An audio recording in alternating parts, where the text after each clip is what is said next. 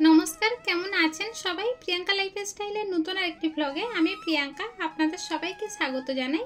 আজকের এখন ওই বিকাল 6টা বাজে আর এখন থেকেই ব্লগটা শুরু করছি। তবে পুরো ব্লগটা প্লিজ স্কিপ না করে দেখবেন, আশা করছি খুবই ভালো লাগবে। গতকালকের ব্লগে দোকানের ভিতরে ঢোকা পর্যন্তই দেওয়া ছিল, ব্লগটা বেশি বড় হয়ে যাচ্ছিল বলে আর দিতে পারিনি। তবে যাই হোক, তারপরে থেকে আজকেরই দিচ্ছি। দোকানটা কত সুন্দর দেখুন। দোকান বলতে এটা একটা শপিং মলের মতো। বাইরের দিকে গেলে যেমন ধরো আমেরিকা বা আমরা যখন ব্যাঙ্গালোরে যাই এই রকম মলগুলো দেখা যায়। নিজের প্রয়োজনীয় জিনিসগুলো একটা ঝুড়ির মধ্যে নিয়ে নিলে পরে ওরা একসাথে বিল করবে।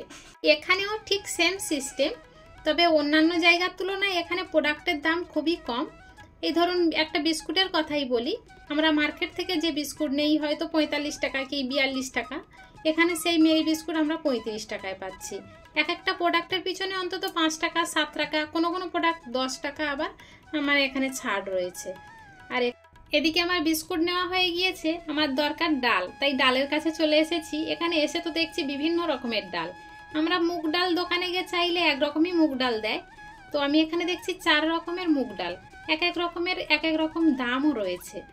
আর এখানে মুসুর ডাল দেখছি 4টে ভাগে ভাগ রয়েছে, কোনোটা ভাঙা, কোনোটা ছোট, কোনোটা বড়, কোনোটা মাঝারি। তবে এখানে যেটা বড় সব থেকে সেটা কিন্তু 74 টাকা কেজি, তো ওটাই আমি 1 কেজি নিয়েছি। এখানে ছোলার ডাল, বুটের ডাল সব কিছু রয়েছে। ডালটা তো নেওয়া হয়ে গিয়েছে, দাঁড়ান এই সাইডটা একটু আপনাদেরকে ঘুরিয়ে দেখাই। এখানে আবার দেখছি হরলিক্সও আছে, তবে ওনারা দেখছিলেন বলে আমি হরলিক্সের দামটা দেখিনি। সোজা চলে এসেছি তেলের কাছে, যেটা মানুষের খুবই প্রয়োজনীয় জিনিস। তবে আমি তো এই সরষের তেল খাই না, সেই জন্য আর আমি নিলাম না, আপনাদেরকে দামটা দেখালাম। মশাল সরষের তেলটা দেখছি 132 টাকা কেজি, মানে ওই একটা একটা বোতল যেগুলো, কিন্তু আমি খাই না, মার্কেটে কত যাচ্ছে সেটাও জানি না। ফরচুন কাঁচিঘানি সরষের তেল দেখছি 126 টাকা প্যাকেট। তবে দাম মানে বাজারের থেকে আমি তো শুনলাম যে একটু কম, তৃষ্ণার বাবা বললো যতটা, আমি তাই শুনলাম। আর এখানে যে ছোট্ট ছোট্ট কৌটোগুলো দেখতে পাচ্ছেন, এগুলো কিন্তু সব আচারের কৌটো, সব 40 টাকা করে দাম। কোনোটা পাকা লঙ্কার আচার, কোনোটা কাঁচা লঙ্কার আচার, কোনোটা আমের, কোনোটা লেবুর, মানে এক একটা এক এক রকম ভাগ। এখানে আবার সয়াবিন অয়েলের প্যাকেট একটাই পড়ে রয়েছে, তবে দাম তো খুবই কম, আপনারা দেখলেন 90 টাকা প্যাকেট। এখানে আবার বাসমতি রাইসের প্যাকেটগুলো দেখতে পাচ্ছি, এগুলো কিন্তু 10 কেজির প্যাকেট, 700 টাকা করে দাম। দাম বাজারের তুলনায় খুবই কম, তবে আপনারা যারা যারা খান অবশ্যই এখান থেকে নিয়ে যেতে পারেন, খুব কম দামেই হয়ে যাবে, অনেকটা টাকা সেভও হবে। এই দোকানটা হয়ে কিন্তু অনেক গরিব মানুষের সুবিধা হয়েছে। মিনিকেট চাল দেখছিলাম 40 টাকা করে কিলো বলছে, চালের দামও প্রচুর কম। তবে আপনারা যদি কাছাকাছি থেকে ভিডিওটা দেখেন অবশ্যই এখান থেকে বাজার করে দেখবেন, অনেকটাই সেভ হয়ে যাবে। তবে আপনার যেটা পছন্দ হবে সেটা নেবেন, না হলে নেওয়ার দরকার নেই। এখানে আবার বিভিন্ন ধরনের সয়াবিনের প্যাকেট দেখছিলাম, আমি তো খাই নিউট্রিলা, তাই নিউট্রিলাটা দেখলাম 110 টাকা দাম আছে। এটা আবার বাজারে গেলে হয়তো 115 টাকা কি 16 টাকা নেবে। দেখুন, আমাদের মতো গরিব মানুষের কাছে 5টা টাকা সেভ হওয়া মানে অনেক ভালো ব্যাপার।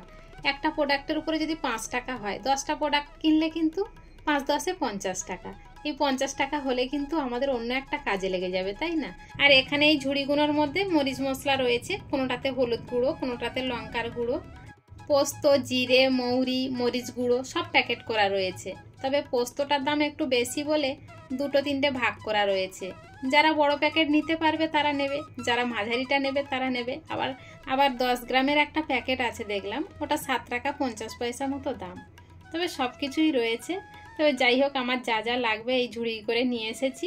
এখন এই লাইন দিয়েছি, লাইনটা দেখুন কতটা লাইন, মানে যত সন্ধ্যা হচ্ছে তত লাইন বাড়তেই রয়েছে। আর এই লাইন যে কখন টানবে তারও কোনো ঠিক নেই। এখানে আবার সিস্টেমটা খুব সুন্দর জানেন, এই ঝুড়ি ধরে এক জায়গায় বিল হবে, সেই বিলিংয়ের কাগজটা অন্য জায়গায় আবার টাকা পেড করতে হবে, আবার বাইরে এসে এখানে মালগুলো চেকিং হবে, তারপরে আপনাকে ছাড়বে। এখান থেকে মাল মিলিয়ে নিয়ে গিয়েছিলাম একটু সবজি বাজারের দিকে, তবে সবজি বাজার খুব একটা ভালো নেই, তাই করা হয়নি।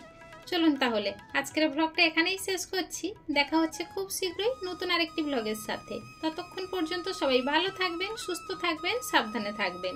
আর ব্লগটি কেমন লাগলো অবশ্যই কমেন্টে জানাবেন, ভালো লাগলে একটা লাইক করে দেবেন। সবাই ভালো থাকবেন, সুস্থ থাকবেন।